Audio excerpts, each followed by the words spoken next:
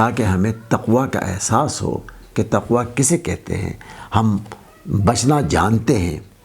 ہمیں حلق اور زبان کے درمیان کا فرق بھی معلوم ہو جاتا ہے کہ کوئی چیز اگر ہم وضو کرتے وقت اگر ہم کلی بھی کرتے ہیں تو ہمیں معلوم ہوتا ہے کہ اس پانی کو حلق کی طرف جانے کی اجازت نہیں ہے، یعنی ہم اطاعت رب کا عملی نمونہ بھی پیش کرتے ہیں۔ اور اللہ سبحانہ و تعالیٰ کے ہر جگہ موجود ہونے کا احساس بھی ہمیں ہوتا ہے۔ اللہ ہر جگہ موجود ہیں، یہ نہیں ہوتا کہ ہم کہیں کہ جہاں دوسرے لوگ ہیں ان کے سامنے روزہ ہو اور جہاں نہ ہو تو وہاں ہم روزہ کھول سکتے ہیں، ایسا نہیں ہوتا۔ شیطان ہمیں ورغلا بھی نہیں سکتا، کیونکہ شیطان تو بند ہے، شیطان کو زنجیروں میں جکڑا ہوا ہے، وہ اب ہمارے دل میں کوئی شیطانی خیال بھی نہیں لاتا۔ بلکہ بچے سے بچے بھی جب روزہ رکھ لیتے ہیں تو بڑی کوشش کرتے ہیں کہ یہ بچہ چونکہ چھوٹا ہے بیمار نہ پڑ جائے، لیکن بچے اپنے روزے کو نہیں توڑتے۔ تو یہ ایک اللہ کے ہر جگہ ہونے کا احساس ہمیں ہو جاتا ہے، اور یہ چیز، یہ شعور اسلامی سال کا یہ مہینہ ہمیں احساس دلا دیتا ہے کہ اے انسانوں، ہو سکتا ہے تمہاری تربیت میں کوئی خامی رہ گئی ہو سکتا ہے کہ وقت کے حوالے سے تم کسی برائی کا شکار ہو گئے ہو، لیکن آؤ دیکھو اسلام تمہیں کیا تحفہ دے رہا ہے۔ تو یہ چیز ہمیں اللہ سبحانہ تعالیٰ کے سمیع بصیر ہونے کا اور علیم خبیر ہونے کا اور ہر جگہ موجود ہونے کا ادراک بھی دلاتی ہے۔ قرآن پاک کی تعلیمات میں سب سے اہم چیز ہے تقوی، اور تقوی کا مطلب ہے کہ شعور ہو اور انسان کو یہ توجہ رہے کہ میں اللہ سبحانہ تعالیٰ کا بندہ ہوں اور اللہ کی اطاعت پر ہوں، اور اللہ کی اطاعت کی نافرمانی جو ہے وہ میرے لیے ممکن ہی نہیں، اور مسلمان اس بات کا ادراک رکھتا ہے، لیکن وقت کے ساتھ وہ بھول جاتا ہے۔ انسان بھولنے والا ہے، انسان عاجز ہے، لیکن رمضان اسے دوبارہ شعور دلاتا ہے، اسے جگا دیتا ہے کہ تمہیں کس طرح سے اپنے بیہیویئر کو رکھنا ہے۔ ایک ٹریننگ ہو جاتی ہے، اور تقوی جو ہے وہ آگے بڑھ کر انسان کے علم اور اس کے عمل میں آتا ہے۔ اب ہم اس رمضان میں تقوی کے بہتر درجے پر ہوتے ہیں۔ ظاہر ہے کچھ لوگ تو بہترین درجے پر ہوں گے، کچھ لوگ کم ترین درجے پر ہوں گے، لیکن ہمیں تقوی کا کوئی نہ کوئی شعور کسی نہ کسی حوالے سے ہوتا رہتا ہے،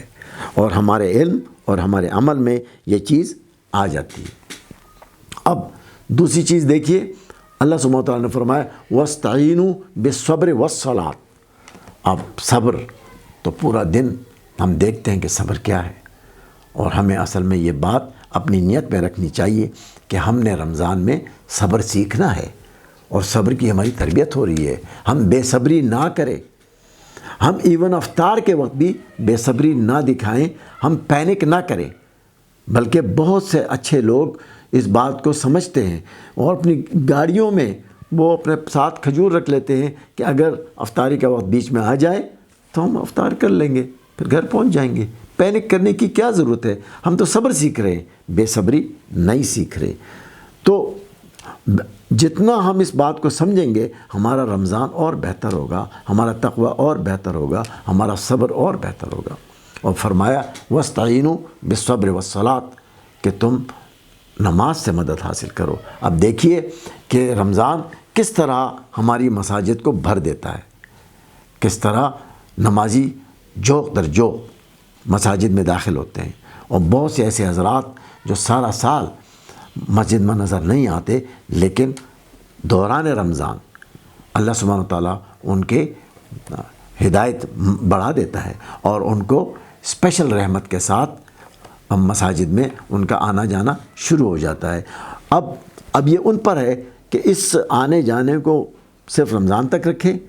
یا اسے آگے بڑھا کر لے جائیں، دوسرے 11 مہینوں میں بھی اس پر عمل کریں۔ اگلی بات آتی ہے کہ قرآن کی حفاظت اللہ سبحانہ تعالیٰ نے فرمائی ہے۔ فرمایا اِنَّا نَزَّلْنَا الذِّكْرَ وَإِنَّا لَهُ لَحَافِظُونَ، کہ ہم نے ہی اس ذکر کو نازل فرمایا، ہم اس کی حفاظت کریں گے۔ اس کا عملی نمونہ رمضان میں ہمارے سامنے آتا ہے کہ قرآن پاک بہت پڑھا جاتا ہے، خوب پڑھا جاتا ہے، تراویح میں پڑھا جاتا ہے، صبح پڑھا جاتا ہے، شام پڑھا جاتا ہے، بلکہ قرآن پاک کے حوالے سے ہماری ایسی شرح صدر ہوتی ہے کہ ہم رمضان کے دوران جب قرآن اٹھاتے ہیں تو ہمیں بہت اچھا لگتا ہے۔ یہی اچھا ہمیں دوسرے وقتوں میں بھی لگنا چاہیے، اور ہمیں چاہیے کہ قرآن کو سمجھ کر پڑھیں، اور ہمیں یہ بھی چاہیے، آئیڈیلی یہ ہونا چاہیے کہ ہر تراویح پڑھنے والے کو سنتے ہوئے قرآن سمجھ آ رہا ہو۔ ٹھیک ہے، اگر آج ایسا نہیں ہے تو کوشش کرے کہ اگلے سال اس کو بڑھا دے، یعنی کچھ فیصد بڑھ کر، وہ اگر آج 10% سمجھ رہا ہے تو اگلے سال 20%، اور بڑھاتے بڑھاتے وہ 100% تک چلا جائے، تاکہ قرآن پاک اس کی سمجھ میں آئے اور قرآن پاک پر اس کا عمل آسان ہوتا چلا جائے۔ اب اسی مہینے کو 3 عشروں میں جو تقسیم کیا گیا ہے، پیغمبر اکرم صلی اللہ علیہ وسلم نے فرمایا کہ پہلا عشرہ رحمت ہے، اور دوسرا مغفرت کا ہے، اور تیسرا آگ سے نجات کا ہے۔ تو دیکھیے، ہم اس وقت رحمت کے عشرے میں ہیں کہ ہمیں اللہ سبحانہ و تعالیٰ کی رحمت سے یہ رمضان ملا، اور اس رحمت کو ہم کیش کریں اور اس سے فائدہ اٹھائیں، اور پہلے عشرے میں اپنے آپ کو رحمت کا نمونہ بنائیں اور اللہ کی رحمت سے بہترین طریقے سے استفادہ فرمائیں۔ اور اگلا جو ہے عشرہ وہ مغفرت کا ہے، تو ہم اللہ سے غفران حاصل کریں، اور غفران کا بہترین طریقہ یہ ہو کہ ہم استغفار کریں، اور استغفار کا بہترین طریقہ یہ ہے کہ اگر کسی کا حق مجھ پر ہو تو میں اسے ادا کروں۔